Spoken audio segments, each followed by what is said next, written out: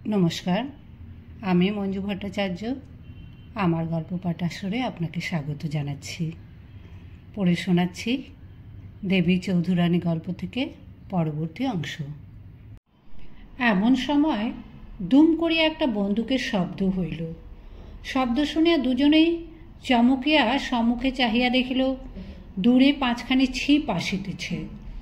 প্রফুল্ল বলিল, আর তিলার্ধ বিলম্ব করিও না, শীঘ্র আপনার পানসি থেকে উঠিয়া চলিয়া যাও। ব্রজ বলিল, কেন? এ ছিপগুলো কিসের? বন্দুক কিসের? প্রফুল্ল কহিল, এই ছিপে কোম্পানির সিপাহী আছে। এই বন্দুক ডাঙা হইতে কোম্পানির সিপাহী আওয়াজ করিল। ব্রজ বলিল, এত সিপাহী কেন? তোমাকে ধরিবার জন্য? প্রফুল্ল চুপ করিয়া রহিলে ব্রজেশ্বর জিজ্ঞাসা করিল, তোমার কথায় বোধ হইতেছে তুমি পূর্ব হইতেই এই সংবাদ জানিতে। প্রফুল্ল বলিল, জানিতাম, আমার চর সর্বত্র আছে। তবে জানিয়া শুনিয়া এখানে আসিলে কেন? তোমাকে আর একবার দেখিব বলিয়া। তোমার লোকজন কোথায়? বিদায় দিয়াছি। তারা কেন আমার জন্য মরিবে? নিশ্চিত ধরা দিবে, স্থির করিয়াছ? ব্রজ বলিল। প্রফুল্ল উত্তর করিল, সব কাজ শেষ করিয়াছি, আর বাঁচিয়া কি হইবে? বাঁচিয়া আমার ঘরে গিয়া আমার ঘর করিবে? সত্য বলিতেছ? ব্রজ বলিল, তুমি আমার কাছে শপথ করিয়াছ, আমিও তোমার কাছে শপথ করিতেছি। আর যদি প্রাণ রাখো, আমি তোমাকে আমার গৃহিণী করিব। প্রফুল্ল বলিল, হায়, একথা আগে শুনি নাই কেন? তাহলে কার সাধ্য আমাকে ধরে? এখন আর উপায় নাই, তোমার পানসি ডাকিয়া দিবা ও নিশিকে লইয়া যাও। ব্রজেশ্বর পানসি ডাকিয়া বলিল, আমি যাইব না, তোমরা শীঘ্র পালাও, ওই কোম্পানির সিপাহীরা আসছে। পানসি চলিয়া গেল দেখিয়া প্রফুল্ল বলিল, তুমি গেলে না? ব্রজ বলিল, কেন, তুমি মরিতে জানো, আমি জানি না? তুমি আমার স্ত্রী, বিপদে আমি ধর্মত তোমার রক্ষা করতা। প্রফুল্ল আকাশের দিকে তাকাইয়া কিছু ভরসা পাইল, কিন্তু একটু পরে বলিল, আমার প্রাণ রক্ষায় এক অমঙ্গল আছে। কি? এই সিপাহীদিগের সঙ্গে আমার শ্বশুর আছেন। ব্রজেশ্বর মাথায় করাঘাত করিয়া বলিল, তিনি কি গোয়েন্দা? প্রফুল্ল চুপ করিয়া রহিল।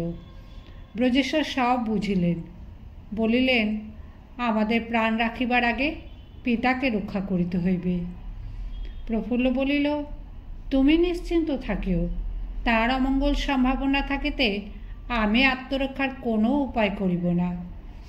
দেবীর এই কথা আন্তরিক, দেবী নিষ্কাম, সে কার মঙ্গল খুঁজিলাম তত্ত্ব রাখে না, মঙ্গল হইলেই হইল। কিন্তু সেই সময় তীরবর্তী অরণ্য মধ্যে হইতে গভীর তুর্যনাদ হইল।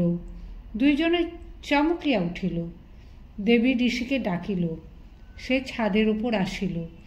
দেবী তখন তাহাকে জিজ্ঞাসা করিল, কার ভেরি ওই? নিশি বলিল, রঙ্গরাজের বলিয়া বোধ হয়। সে কি, আজ প্রাতে তাকে দেবীগড় পাঠাইয়াছি। নিশি বলিল, বোধ হয় পথ হইতে ফিরিয়া আসিয়াছে। দেবী কহিল, রঙ্গরাজকে ডাকো। রঙ্গরাজ আসিলে দেবী জিজ্ঞাসা করিল, তুমি এখানে কেন? রঙ্গ কহিল, দেবীগড়েই যাইতেছিলাম, পথে ঠাকুরজির সঙ্গে দেখা হইল। তার কাছে শুনিলাম কোম্পানির সিপাহী আপনাকে ধরিতে আসিয়াছে, তাই আমরা 6 জনে 1000 বরকন্দাজ সংগ্রহ করিয়া লইয়া আসিয়াছি। দেবী কহিল, এই দুই পক্ষের লড়াই হইলে মরিবে কত? তা 200-400 মরিলেও মরিতে পারে। দেবী বলিল, ঠাকুরজিকে গিয়া বলো, তুমিও শোনো, যে তোমাদের এই আচরণে আমি আজ মর্মান্তিক মনোপীড়া পাইলাম। রঙ্গ বলিল, কেন মা? দেবী কহিল, একটা মেয়ে মানুষের জন্য এত লোক মরিবে? তোমরা কি আমাকে এতই অপদার্থ ভাবিয়াছ? রঙ্গ কহিল, আপনি বাঁচিলে অনেক লোকের প্রাণ রক্ষা হইবে। দেবী রাগে ঘৃণায় অধীর হইয়া বলিল, শোনো রঙ্গরাজ, ঠাকুরজিকে গিয়া বলো এই মুহূর্তে বরকন্দাজ সকল ফিরাই এলো। তিলার্ধ বিলম্ব হইলে আমি এই জলে ঝাঁপ দিয়া মরিব, তোমরা কেহ রাখিতে পারিবে না। রঙ্গরাজ এতটুকু হইয়া গেল, বলিল, আমি চলিলাম, ঠাকুরজিকে সকল কথা জানাইব। রঙ্গরাজ চলিয়া গেলে নিশি দেবীকে বলিল, তোমার প্রাণ নিয়ে তুমি যাহা ইচ্ছা করিতে পারো, কিন্তু সঙ্গে তোমার স্বামী, তার জন্যেও ভাবিলে না? দেবী বলিল, ভাবিয়াছি ভগিনী, স্বামীর প্রাণ বাঁচাইবার জন্য এত লোকের প্রাণ নষ্ট করিবার আমার কোনো অধিকার নাই। আমার স্বামী আমার বড় আদরের, তাহাদেরকে। নিশি গিয়া সব কথা ব্রজেশ্বরকে শুনাইল। সে মনে মনে বলিল, যথার্থ দেবীই বটে। এদিকে 5 দিক হইতে 5খানা ছিপ আসিয়া বজ্রার নিকটবর্তী হইল। প্রফুল্লের সেদিকে দৃষ্টি নাই। দূর আকাশের একখানা ছোট মেঘে অনেকক্ষণ হইতে দেখা যাইতেছিল, তার দৃষ্টি সেই দিকে। মেঘখানা একটু বাড়িলে জয় জগদীশ্বর বলিয়া ছাদ হইতে নামিল। নিশি জিজ্ঞাসা করিল, এখন কি করিবে? প্রফুল্ল বলিল, আমার স্বামীকে, দিবাকে ও শ্বশুরকে বাঁচাইতে হইবে। এই বলিয়া দেবী একটা শাঁখে ফু দিল। নিশি বলিল, তবু ভালো। দেবী বলিল, ভালো কি মন্দ বিবেচনা করিয়া দেখো, যাহা করিতে হইবে তোমাকে বলিয়া দিতেছি, তোমার ওপর সব নির্ভর। বরকন্দাজেরা দেখিল ছিপগুলি প্রায় আসিয়া পড়িয়াছে, বজ্রা ফিরিবে। বরকন্দাজ দৌড়াইল, রানীজিকে জয় বলিয়া তাহারাও বজ্রা ঘিরিতে চলিল। সঙ্গে সঙ্গে লড়াই আরম্ভ হইল। তীরে সিপাহীরা লাঠিয়ালদিগকে সঙ্গিনের মুখে হটাইতে লাগিল, কিন্তু যাহারা জলে লড়াই করিতেছিল তাহারা বরকন্দাজদিগকে লাঠি সরকিতে হাত পা ভাঙিয়া কাবু করিতে লাগিল। প্রফুল্ল ভাবিল, হয় ভবানী ঠাকুরের কাছে আমার কথা পৌঁছায় নাই, নয় তিনি আমার কথা রাখিলেন না।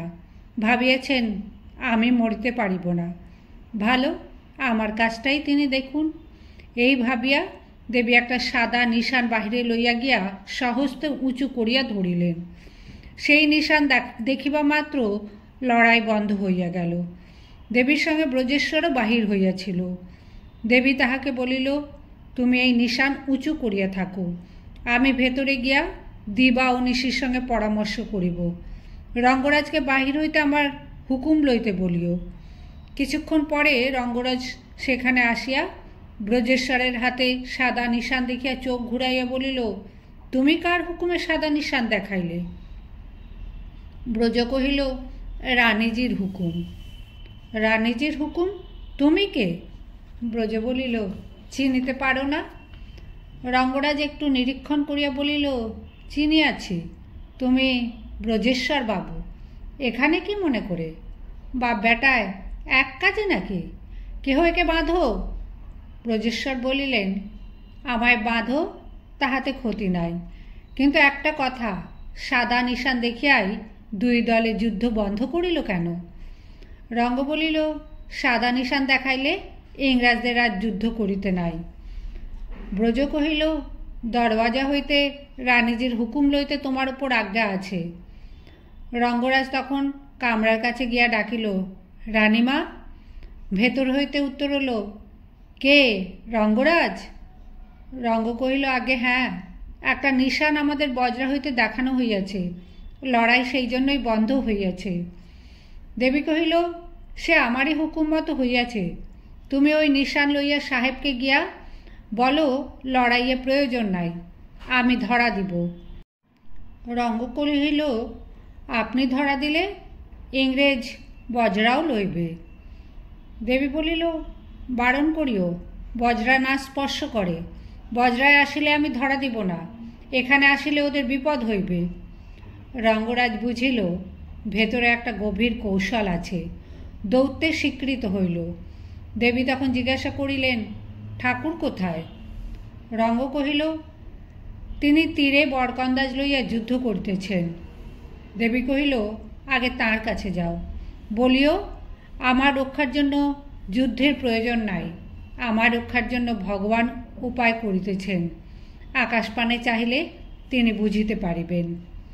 রঙ্গরাজ তখন স্বয়ং আকাশপানে চাহিয়া দেখিল বৈশাখী নবীন নীরদমালায় গগন অন্ধকার হইয়াছে। পরে বলিল, মা, হরবল্লভ রায় আজিকার গোয়েন্দা, তাঁর ছেলে ব্রজেশ্বরকে বাঁধিয়া রাখিতে চাই। শুনিয়া নিশি ও দিব্যা খিলখিল করিয়া হাসিয়া উঠিল। দেবী বলিল, বাঁধিও না, ছাদের উপর বসিয়া থাকিতে বলো। রঙ্গরাজ ব্রজেশ্বরকে ছাদে বসাইয়া ভবানী ঠাকুরের কাছে গেল। দেবীর কথা বলিয়া মেঘ দেখাইল। ভবানী আর আপত্তি না করিয়া বরকন্দাজ দিগকে লইয়া স্বস্থানে যাইবার উদ্যোগ করিল। এদিকে দিবা ও নিশি এই অবসরে বাহিরে আসিয়া বরকন্দাজ বেশি মাঝি দিগকে চুপি চুপি কি বলিয়া গেল। এদিকে ভবানী ঠাকুরকে বিদায় দিয়া রঙ্গরাজ সাদা নিশান হাতে করিয়া লেফটেন্যান্ট সাহেবের ছিপে গিয়া উঠিলে সাহেব বলিলেন, তোমরা সাদা নিশান দেখাইয়াছ, ধরা দিবে? রঙ্গ কহিল, আমরা ধরা দিব কি? যাহাকে ধরিতে আসিয়াছেন তিনিই ধরা দিবেন, সেই কথা বলিতে আসিয়াছি। সাহেব বলিল, দেবী চৌধুরানী ধরা দিবেন? রঙ্গ কহিল, দিবেন, তাই বলিতে আমাকে পাঠাইয়াছেন। আর তোমরা দেবী চৌধুরানীর দল? আমরা ধরা দিব না। সাহেব কহিল, আমি দল শুদ্ধ ধরিতে আসিয়াছি, উহারা ডাকাইতের হইয়া সরকারের সঙ্গে যুদ্ধ করিতেছে। রঙ্গ কহিল, উহারা যুদ্ধ করিবে না, চলিয়া যাইতেছে, দেখুন। সাহেব তখন তাহা দেখিয়া তর্জন গর্জন করিয়া বলিলেন, কি, তোমরা সাদা নিশানের ভান করিয়া পলাইতেছ? রঙ্গ কহিল, সাহেব, ধরিলে কবে যে পলাইলাম, এখনো কেহ পলাই নাই, পারো ধরো, সাদা নিশান ফেলিয়া দিতেছি। সিপাহীরা পথ ঘাট চেনে না, তাই জঙ্গল ও অন্ধকার রাত্রে উহাতে পশ্চাৎ ধাবিত হওয়া বৃথা। তাই সাহেব বলিলেন, উহাদের চাই না, তোমরা ধরা দিবে। রঙ্গ কহিল, একজনও না, কেবল দেবী রানী, আর বজরাও পাইবে না। সাহেব বলিল, কেন? রঙ্গ কহিল, তা জানি না। সাহেব কহিল, জানো আর না জানো, আমি এখন বজরা দখল করিব। রঙ্গ কহিল, সাহেব, বজরাতে উঠিও না, বিপদ ঘটিবে। সাহেব তখন সাদা নিশান ফেলিয়া সিপাহীদিগকে বজরা ঘেরাও করিয়া বরকন্দাজ দিগের অস্ত্র কাড়িয়া লইতে হুকুম দিলেন। এ হুকুম দেবীর কানে গেল। বজরার ভেতর হইতে তিনি হুকুম দিলেন, বজরায় যাহার হাতিয়ার আছে সব জলে ফেলিয়া দাও। শুনিবা মাত্র তাহারা সব অস্ত্র জলে ফেলিয়া দিল। সাহেব তখন সন্তুষ্ট হইয়া বলিলেন, চলো এখন বজরায় গিয়া দেখি কি আছে। এই বলিয়া সাহেব একজন সিপাহী ও রঙ্গরাজকে সঙ্গে লইয়া সশস্ত্রে বজরায় উঠিলেন। সাহেব রঙ্গরাজের সঙ্গে কামরার দরজায় আসিলে দ্বার তৎক্ষণাৎ মুক্ত হইল। ভেতরে প্রবেশ করিয়া উভয়ে বিস্মিত হইলেন। দুইটা মসনদের ওপর দুইটি সুন্দরী, পরিধানে মহার্ঘ বস্ত্র, সর্বাঙ্গে মহামূল্য রত্নভূষা, একজন নিশি আর একজন দিবা। রঙ্গরাজ চিনিল, কিন্তু সাহেব তাহাদের চেনে না। আর কামরার একধারে অতি সাধারণ পোশাকে দেবী দাঁড়াইয়া আছে। সাহেব জিজ্ঞাসা করিলেন, কে? দেবী চৌধুরানী, কাহার সঙ্গে কথা কহিব? দিবা বলিল, আমি দেবী রানী। নিশি বলিল, আমি দেবী রানী। সাহেব বিরক্ত হইয়া রঙ্গরাজকে জিজ্ঞাসা করিলেন, এ কি তামাশা? কে দেবী চৌধুরানী? তুমি যথার্থ বলিবে। রঙ্গরাজ অনুভব করিল যে ভেতরে একটা কৌশল আছে। সে নিশিকে দেখাইয়া বলিল, হুজুর, এই যথার্থ দেবী রানী। তখন দেবী প্রথম কথা কহিল, বলিল, এ যাহা বলিয়াছে তাহা সত্য নহে, এ দেবী নহে, আমি দেবী। তখন সাহেব বলিলেন, তোমাদের দুইজনের মধ্যে একজন দেবী রানী বটে, ওটা চাকরানী, ওটা দেবী নহে। আমি দুইজনকেই ধরিয়া লইয়া যাইব, প্রমাণ না হইলে দুইজনেই ফাঁসি যাইবে।